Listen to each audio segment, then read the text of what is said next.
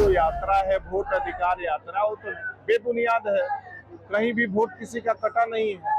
वो तो सही मायने में घुसपैठिया अधिकार यात्रा है। घुसपैठियों को अधिकार दिलाना है तो ये एक बहाना है। यही है कि पिछले चुनाव में हमारा शाहाबाद और मगध बुरी तरह छितराया हुआ था, लेकिन इस बार यशस्वी गृह मंत्री जी के नेतृत्व में जो लड़ाई होगी, उसमें जो सरकार बनेगी एनडीए की, उसमें शाहाबाद और मगध की ही मुख्य भूमिका होने वाली है। इसी के गठबंधन के पप्पू यादव का बयान क्या है कि नरेंद्र मोदी जी बहुत अच्छा काम कर रहे हैं। ये साबित करता है कि ये तेजस्वी जी खारिज हो चुके हैं उन्हीं के समाज में, इसलिए इससे घबराने की बात नहीं है। निश्चित रूप से एनडीए मजबूती से अपनी सरकार बनाएगी।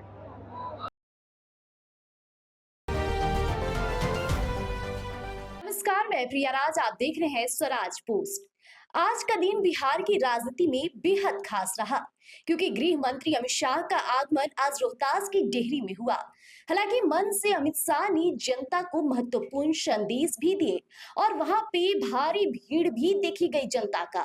इस बीच बीजेपी कार्यकर्ता लगातार कहीं न कहीं गृह मंत्री के आगमन को लेकर काफी प्रसन्न भी नजर आए और उन्होंने कई ऐसी बातें भी कही है। तो आइए जरा सुनते हैं क्या कुछ कहते हैं कार्यकर्ता और मौजूदा जनता। और आज अमित शाह क्षेत्रीय बैठक में आ रहे हैं, क्या?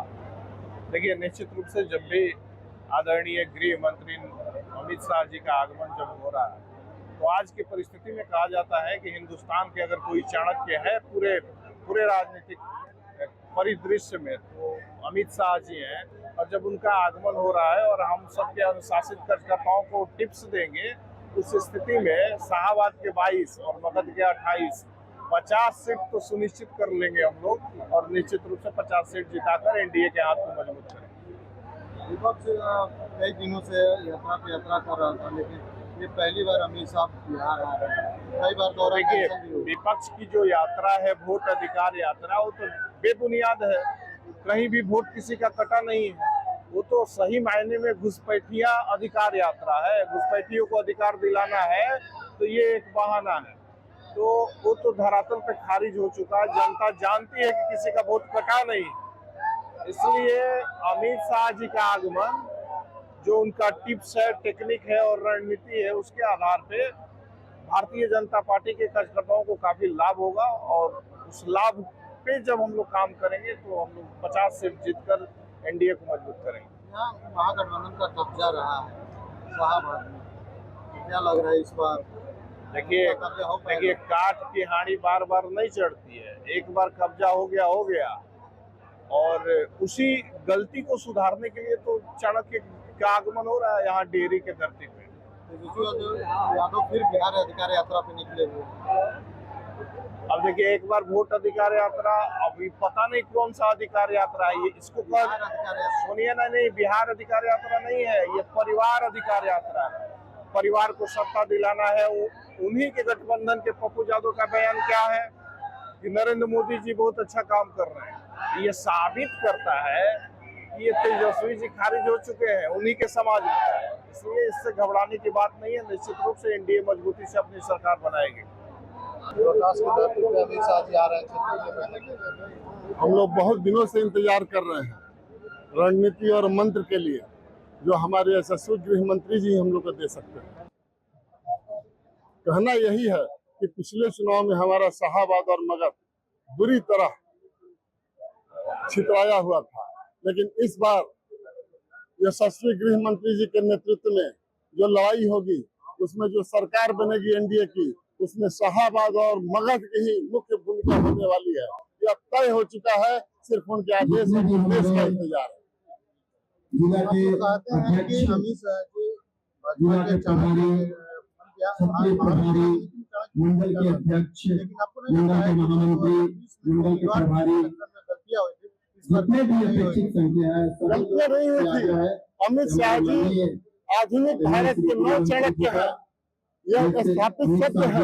पिछली बार गलतियां जो गठबंधन के साथी थे उन लोगों के माध्यम से हुई थी। इस बार हम लोग सभी एकजुट हैं।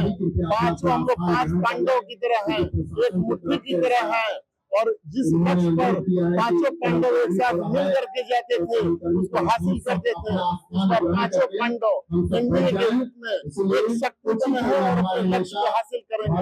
एनडीए की सरकार बनाना है, हम सभी के बीच होने जा रहा है। हम सबके रोहतास जिले के मतदाताओं से मेरा यही अपील है कि सातों के सातों सीट को जीत करके अमित शाह की झोली में दे देना है और उनको बता देना है कि डेहरी आया हुआ आपका परिश्रम व्यर्थ नहीं गया है, आपका दिया हुआ निर्देश बेकार नहीं गया है।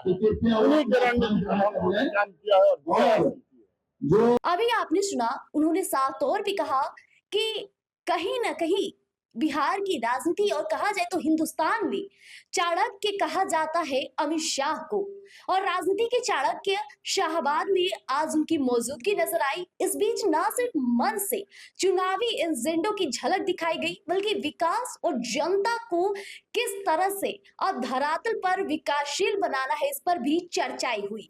हालांकि बीजेपी के तमाम प्रमुख नेता भी मंच पर नजर आए। कहा जाए तो प्रदेश अध्यक्ष दिलीप जायसवाल, उप मुख्यमंत्री सम्राट चौधरी और कई नेतागण बीजेपी के मौजूदा नजर भी आए। क्षेत्रीय कार्यकर्ता नजर आए। अमित शाह ने कई लोगों से बातचीत भी की और कहा जाए तो ये जो आगमन है और भारी भीड़ बताती है कि एनडीए और बीजेपी है लगातार पूरी दमखम के साथ चुनावी माहौल में रंगने को तैयार हो गया है। और ये भीड़ विपक्ष को एक करारा जवाब भी है, क्योंकि लगातार देखा जा रहा है कि कभी प्रधानमंत्री नरेंद्र मोदी का आगमन हुआ, कभी जेपी नड्डा का आगमन हुआ, तो अब अमित शाह का भी आगमन हो चुका है। अब आने वाले दिनों में देखना होगा कि और कौन कौन बड़े नेताओं का आगमन होता है और बिहार की जनता इस बार किसको अपना नेता और साफ तौर पे किस पर भरोसा जताती है। तो फिलहाल के लिए इतना ही। ऐसे तमाम प्रमुख खबरों के लिए बने रहिएगा हमारे साथ स्वराज पोस्ट पर।